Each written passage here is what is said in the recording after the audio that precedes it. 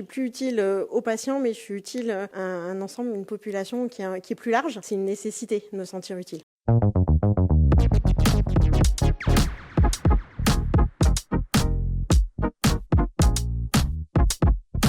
Je suis médecin généraliste. J'ai exercé pendant une petite dizaine d'années en libéral. Changé un petit peu d'exercice avec un exercice en centre de santé universitaire pendant une dizaine d'années aussi. Et envie de changement. J'avais travaillé avec mes anciens collègues de la veille sanitaire. Donc je me suis dit pourquoi pas essayer, aller voir.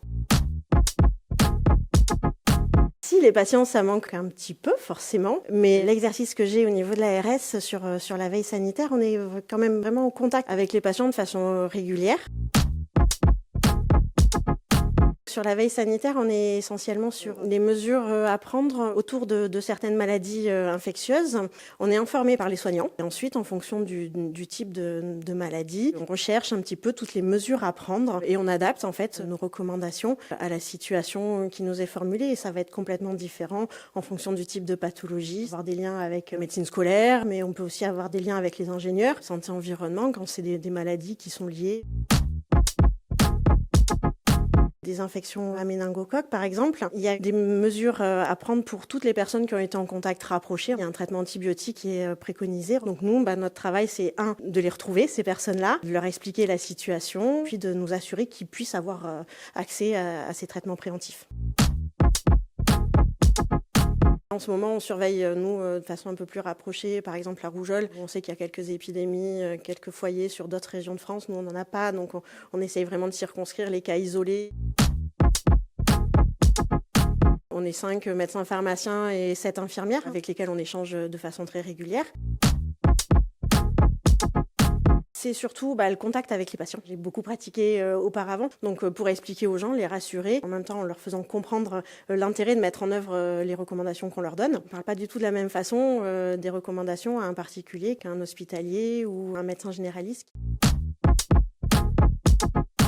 Non, pas vraiment. On est vraiment totalement dépendant de ce qui va se passer. Et on est aussi, nous, vraiment porte d'entrée de tout type de signalement. Un feu dans une usine avec des produits chimiques, on va aussi être informé parce que il risque d'y avoir des dégagements de fumée, de produits toxiques et il va aussi falloir prendre des mesures pour les populations autour. Ce qu'on fait ici est très méconnu du monde des soignants. Moi, je suis vraiment médecin libéral au départ et je ne savais pas du tout l'étendue des choses qu'on pouvait faire ici. Et ça fait vraiment partie des choses que j'essaye de faire, le lien avec les soignants qui comprennent ce qu'on fait aussi, ce qu'on peut leur apporter, comment mieux travailler ensemble. Nous, on a besoin d'eux, mais ils peuvent avoir besoin de nous et on peut leur apporter des choses et on a tous à y gagner en fait.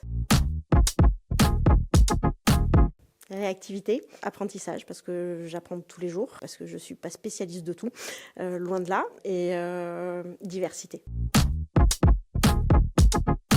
Je regrette pas du tout mon choix. C'est un exercice qui est complètement différent, mais qui est très intéressant. Et j'aime beaucoup, moi, ce travail aussi en équipe, et puis ce travail en lien aussi avec des univers différents, l'hôpital, la PMI. Il ne faut pas avoir peur de l'interruption de tâche parce qu'un signalement, on peut ne pas en avoir pendant 4 heures, mais on peut en avoir 2 dans 10 minutes. Il ne faut pas avoir peur de la nouveauté parce qu'on a toujours des signalements auxquels on ne s'attendait pas. Oui. Je ne pourrais pas exercer un métier où je ne me sentirais pas utile. Je suis médecin à la base. Là, je suis plus utile aux patients, mais je suis utile à un ensemble, une population qui est plus large. C'est une nécessité de me sentir utile.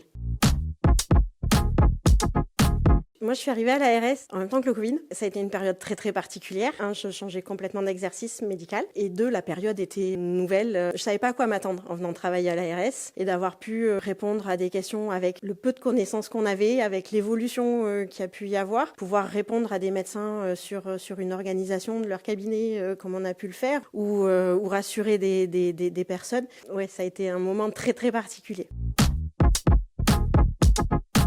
Un sourire et on continue à avancer.